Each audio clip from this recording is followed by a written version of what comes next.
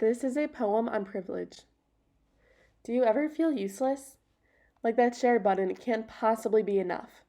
Like being white and privileged makes you complicit. Like empathy is too much of a goal. How can I empathize when I will never understand? 10 years ago in school, I learned about the Little Rock Nine, Rosa Parks, and Martin Luther King Jr. Today I'm learning about Tamir Rice, Breonna Taylor, Elijah McClain, and George Floyd. It's the exact same story. History repeats itself, but we haven't made its repetition. We're still centered in the first chapter.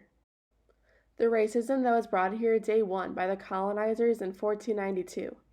That was here when George Washington, a slave owner, led the country in 1789. That was here when George Floyd said, "I can't breathe," in 2020. As a white girl, I don't know what to do. I don't have the answers. But for now, I will stand at the protests and listen to the stories of my black peers. I will read books written by black and indigenous people of color and hear their experiences. I will keep my eyes open to injustice and respond with my voice. There is no easy solution.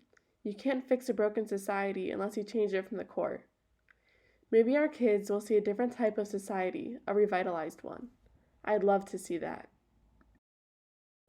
The more successful women have been as students, scholars, and teachers, the greater has been their active participation in their own exclusion.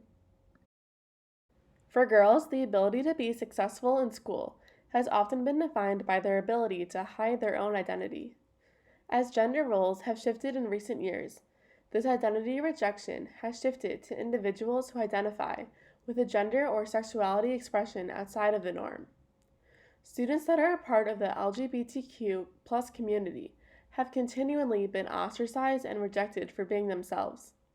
Students that comply to heteronormative beliefs are privileged because they don't need to work harder to find success based on who they are.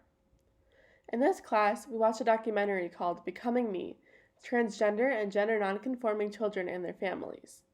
It featured parents learning to love and accept their transgender and gender nonconforming children.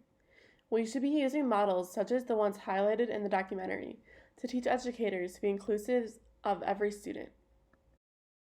As a special education major and someone that's been actively involved in the disability community, I'm acutely aware of the fact that the education system was designed for typically developing students.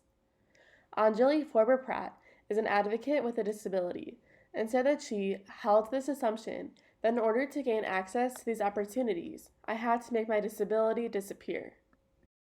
When schools are built with the privileged idea that you can't succeed with a disability, and they segregate students with disabilities into separate classrooms, they are perpetuating the idea that disability equates to less than.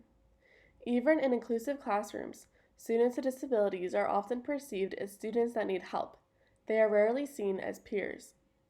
Privilege plays into disability because an entire identity group is discredited based on who they are. Instead of trying to find equitable ways to empower students with disabilities, the system places them in classes that are separate and unequal. As a special educator, I hope to work with regular classroom teachers to change this perception and enable every student for success. In his book, White Like Me, Tim Wise describes racial tracking in his school. He said that when it was time for honors classes, quote, "We would quietly rise and depart to the integrated classroom like a receding tide of pink, leaving a room filled with black kids who couldn't have missed what was happening, even though we did," end quote. Ignorance is bliss, but it's also privilege. Even though schools are integrated, many are segregated through the systemic tracking that racially divides students. The white students are tracked for college prep, and the black students are tracked for careers.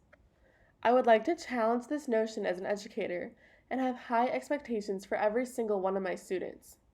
This class has truly helped me see how I benefit from white privilege.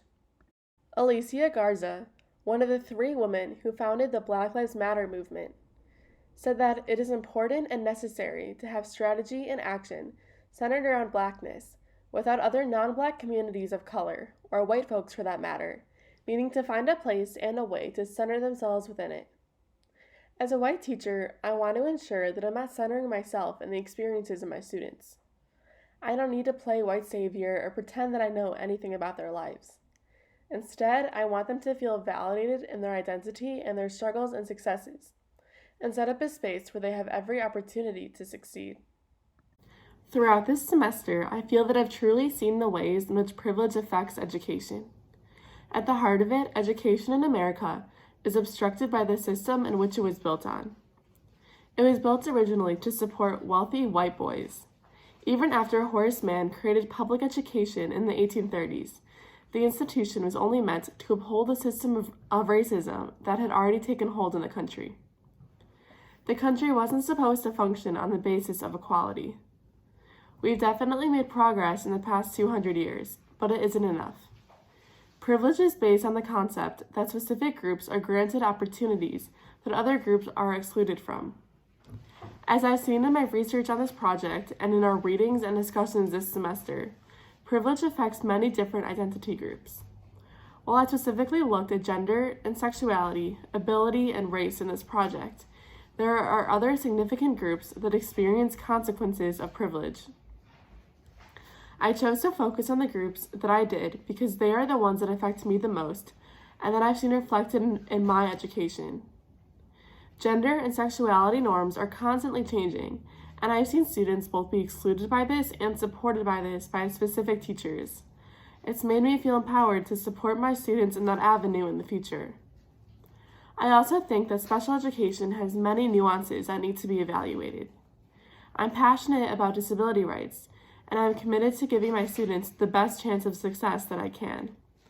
I think that we need to desegregate classrooms and look at how to effectively implement inclusive education to the highest extent that we can.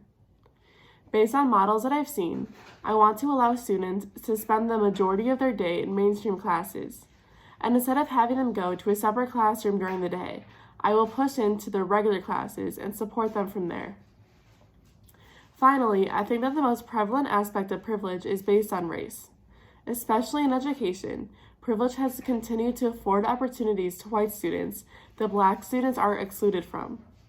In my classroom, I want to focus on empowerment by teaching social emotional learning, in which students understand the power of every identity. In an elementary school setting, I'll focus on keeping my students away from race-based ability tracking and instead focus on scaffolding to meet their individual needs. I learned a lot in this class, and I'm so happy that I had the opportunity to take it. While I am disheartened to the extent that privilege has an impact in both our society and in education, I'm excited to pursue avenues to fight for change as an educator in the future. Thank you. These are the references that I used for this project.